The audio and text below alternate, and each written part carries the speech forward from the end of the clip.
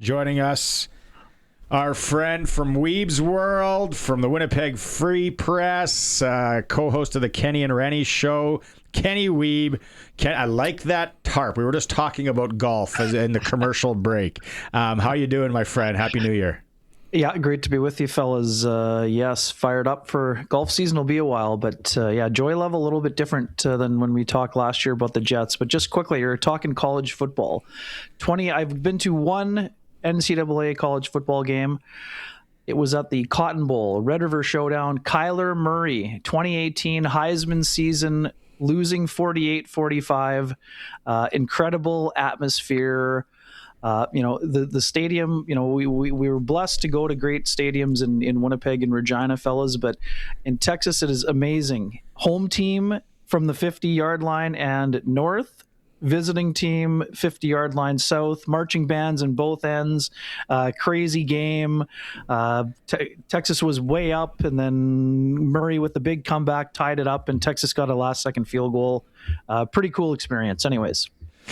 I agree. Call it college foot. If you go to the right college football game, you're going to come out of there and go, that was way better than an NFL game. It was way better than a lot of things I've gone to. The only thing is, Kenny, as you know, they're long. They're 4-hour games. This is part of a Jets game. After the morning skate, Jets were optional. Paul Maurice was kind enough to do his avail early because he happened to have a hint to someone whispered in his ear that I had a ticket for this game. But I did make it back for puck drop, but it was a lot more uncomfortable than I thought it was going to be in Dallas. But pretty fun time. I got a terrific sunburn also. So the Jets actually had lost. Otherwise, you might have seen one of the funnier moments. Paul Maurice was ready to roast me about the lobster red dome of mine, but they lost in kind of heartbreaking fashion. So he was able to show some restraint. But anyways, got into the old hot tub time machine. And if you guys had told me, I would have pulled out the Brady jersey for the Patriots Day here. Oh, how far away is it? Where's the closet? Going. I'm pulling out Patriots gear that I haven't worn in 2 years. First to admit. Greg last night and I'm like, I think it's at the cabin. But I went and I dug this bad boy out straight from Gillette Stadium. Ken. If you would have told me, that where we are here in December going into January, that the Winnipeg Jets were going to be behind the likes of the Chicago Blackhawks, Utah, Anaheim, teams like that, I would have said, get out of here. What's going on there, man, with a guy that's in and out of that team every day? Yeah, it's pretty wild. And what makes it kind of even more baffling is that the Jets were able to get off to a 9-3 start to the season, which seems like a lifetime ago, to be honest, guys. And even in that 9-3 start, yes, there were some things with the underlying metrics and whatever else that weren't telling a pretty tale, but elite goaltending, a really explosive start for the top line, the Mark Scheifele line with Gabe Vilardi and Kyle Connor. And then strong special teams were keys out of the gate. But since that time, the Jets have 6 wins, like since the 12th game of the season. And this last stretch of 10 losses in a row, yes, 4 in overtime, and 8 of 10 are one-goal games. And one of the games against McDavid 10 days ago was essentially a one-goal game with an empty netter. And it's just been a constant theme. Last year they found a way to win games all the time. This year they've just found a way to lose. If it was as easy as identifying one problem, the Jets would have solved that problem, but they haven't had enough secondary scoring. The special teams have gone from top 5 in both categories to bottom third in one, and just on the periphery of bottom third of the other. This is a team that had the best power play in the league last year. Now I think they're tied for their 19th or 21st or something. So it's just been, completely baffling. And again, it's not as easy as saying, oh, wow, this one guy's really hurting them. I mean, it's like 8 or 9 forwards that kind of went cold at the same time. Vladislav Nemestikov was the Jets' second line center last year, guys. He's got 1 assist in 29 games. 29 games. He had 6 goals in the first 10 games of the season. It's just kind of confusing. And Nemestikov has been a utility player, versatile. You can put him anywhere for a long time and been a really effective player, but he's just gone into an absolute deep freeze. Nino Niederreiter used to be able to automatically mark him down for 20 plus, no points in 18 games. it's just confusing. And again, I'm not just trying to point out one or two guys. I mean, they've had, basically two lines that have given them almost nothing. Gus Nyquist was, I use the term marquee a little bit loosely, but he was a guy the Jets anticipated playing on their second line this year. He'll be a healthy scratch today along with Nemesnikov. He's got no goals in close to 40 games this year. So a lot of things haven't gone super well. And, again, we talked about Jonathan Toews early on, and he's actually got his game going, but, 4 assists in 6 games, but, he hasn't produced at that second line center type of level, but he's played a lot better coming out of the break, looks energized, and, looks like he is playing the game instinctively. Whereas in the start of the year, after a 2.5 year break, it was never going to be easy, but he's found a way to get himself going. I was at a game second, third week of November. I should have texted you to hook up for a pint at Silver Heights, but it was the Carolina Hurricanes were in town, so Ehlers' return. Mm-hmm. It was right when Hellebuck kind of started the injury he wasn't in. Mood in the stadium was the first game I've ever been there for a Jets game. It was great, all that. I hear Scott Arniel the other night almost putting out a plea to the fans of Winnipeg. What has it been like in that rink over the last 4 or 5 weeks? Yeah, it's super interesting, Barney. Actually, the atmosphere has been pretty good the last stretch of time. A lot of that stretch where they were struggling was on the road, I guess. So it wasn't as much directed in terms of, when things go south, fans can go that way also. But they drew pretty well out of the break. They played the Wild right out of the Christmas break. They played the Oilers. Like, the barn was packed both nights. People were into it. And the fans in the building are definitely still very supportive. We're not in jersey toss territory or anything like that. I was just going to ask that.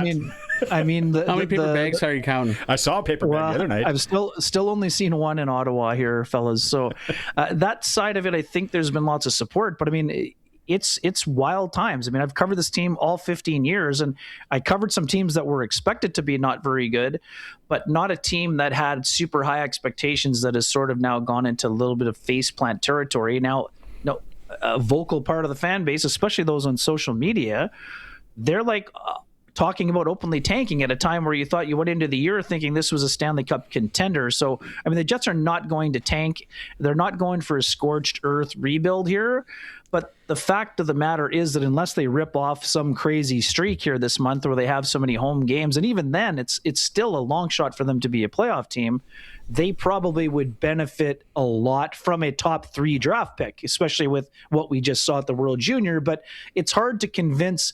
Now, we know this. Players don't tank, or, you know what I mean? So none of these players are thinking about that right now. There's half a season to play. If you're starting to mail it in half a season left, you got big time problems that you're not going to be able to solve over one summer. But we're kind of starting to see the Jets, probably their best path is continue to battle right to the end. But if they're bad enough to enhance your chances of having a top 3 pick, and you're able to get a McKenna or a Stenberg or a Verhoff in there, now you get a player or two to play with those players. Now you're looking at trying to be competitive right away starting next fall, rather than having a 3 to 5 year rebuild, which is what we've seen from a ton of other teams that are impressing people in other markets this year. Speaking of the future, Danny Zilkin's making his Jets debut tonight. Looking to the future, what can the fans look forward for out of him tonight? Yeah, Jokin's a great story, guys, and he got pretty emotional talking about this. I was at the draft in Montreal when he was chosen in the 3rd round, and this is a guy who moved from Moscow at the age of 9 years old just for the opportunity to improve his chances of becoming an NHL player. Now, at that age, you might have a dream about the NHL, but this is a guy that moved with his family to Ontario, played in the OHL. 3 years with the Moose. The first 2 didn't go particularly well. He was hurt and banged up and mostly in a 4th line role. He showed up at camp this year, guys. He blew the doors off the competition at the Prospects tournament in Montreal in front of a packed house. Had a great camp. It's similar. Fans in your market will remember Jansen Harkins when he played in the Western Hockey League. So Jansen kind of went from fringe prospect to all of a sudden being in the NHL. And it's sort of similar path in terms of what we've seen from Zilkin. Like the light bulb kind of went on. This is not a dynamic scorer, but it's a guy who's a good skater, two-way player, penalty killer, getting a chance to kind of slide into a fourth line role and sort of show what he can do. But it's interesting. I mean, fans have been clamoring for recalls for the last 2 weeks, 1 month, whatever. I mean, this slide has happened since November, Barney, when you were there. So, we know that fans love to press fast forward, even though a lot of those guys, the Braden Yager's having a really solid year with the Moose, but some folks are thinking, put Yager in at center. Like this is a guy who needs probably. I think you could see Yager in game 82 this year if things don't improve as a kind of a carrot at the end of the rainbow in year one. But a lot of the Jets prospects still need a little bit more time for marination, with the exception of, I think, Elias Solomonson, who their top defense prospect. I think I'd like to see him in the lineup kind of sooner than later here, but that would mean either, a Luke Shen or a Colin Miller gets moved out to more of a contending team here in the next, couple weeks or a month or whatever it's going to be. That was my question. And you talk about maybe grabbing that draft pick. When we talk to Eric Francis, he calls it the Flames in the mushy middle. Like they're always kind of just right there, and they're never just get the first pick or whatever. Can you foresee maybe some moves? I know there's going to be the freeze here again at the Olympics, but can you see a few moves?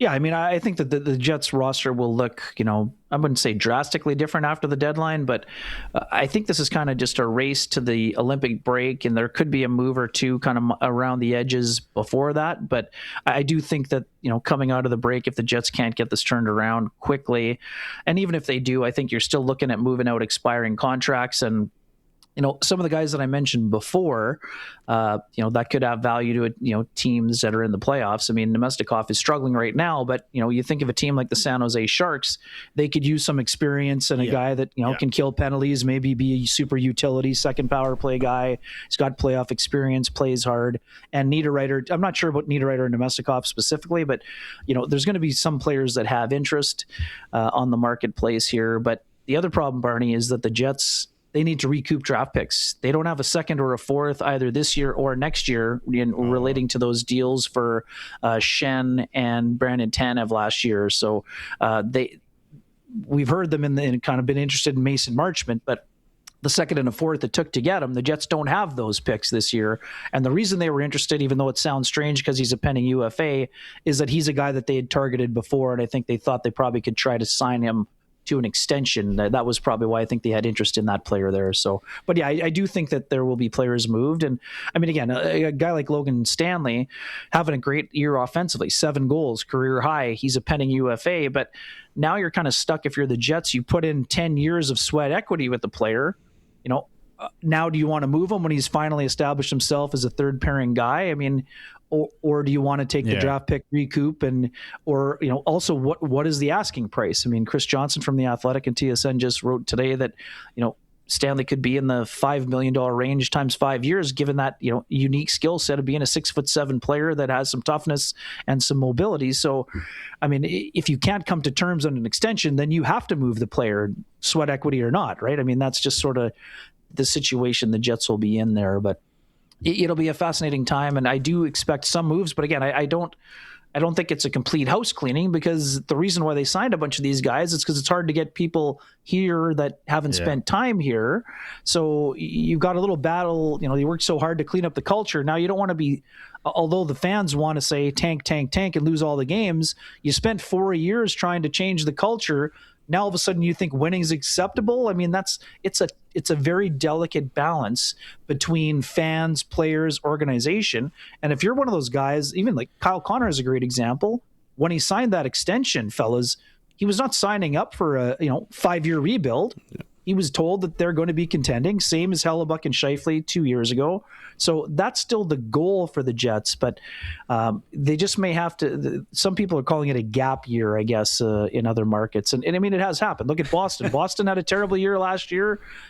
They've been over the playoff line for most of the year this year, but man, it's so competitive. And look at the Central guys. 3 of the best teams in the NHL are in the Central. So even if you're trying to ramp up again next year, these teams aren't going away. Dallas isn't going away. Colorado's not going away. Minnesota's not going away. That Central, Chicago's getting division? better. Oh, like it. You look at all those teams. You look at Minnesota. What is it? 23 points up on the Jets. Now, I know you want to write the story, and then we regroup in, March or whatever, and say, remember when we talked in early January and where they were, and they were 11 points out of a wild card and all that. Yeah. Ken Wiebe is joining us from the Winnipeg Free Press. My last one. Do you have another one here? I'm good. I want to. The only thing, and from my count, and I don't know why I'm putting so much stock into this, Ken, but the Jets only have 3 players going to the Olympics. They're one of those teams. Is it 3 from my count? Like they don't have the 9 players. So if anything, if they can kind of get some points here before that break, they should have some good rest.